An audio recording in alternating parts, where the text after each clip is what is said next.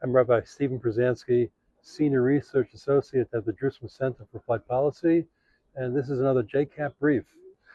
I'm standing today in front of St. Joseph's Hospital in the eastern part of Jerusalem, and it's been in the news this week as a result of an expose by our staff at JCAP. This hospital was founded and built in 1956, having its 70th anniversary this year, and it was funded originally built by the French under the auspices of the Catholics, and it's maintained here, one of three hospitals on the street, just a few hundred meters from Israel's Ministry of Internal Security and the police headquarters. It was in news this week when JCAP revealed that $7 million of money from Qatar has been given furtively to this hospital for reasons that are unknown.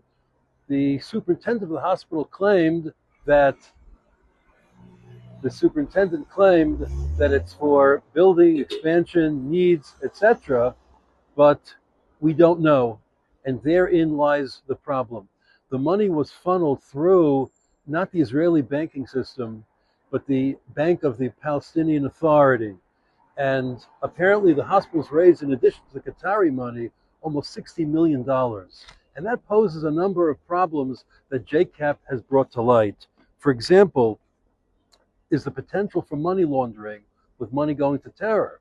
We wouldn't know about that because it's not investigated. Secondly, Qatar has been, as we know, a nefarious influence on life in Israel now for many years with its support of Hamas. If you think about it, China has what they call the Belt and Road Initiative, where they fund different projects across the world in exchange for influence in those countries. And the Qatari influence here in Yerushalayim is mirrored by the Turkish influence, and they're completely hostile, not just to our sovereignty in Jerusalem, but in the state of Israel entirely. Well, it's also a Christian hospital in which the Christians have now been almost forced out and taken over by the Muslims. The Israeli government has for too long turned a blind eye to the influence of Qatari money and Turkish money here in Jerusalem.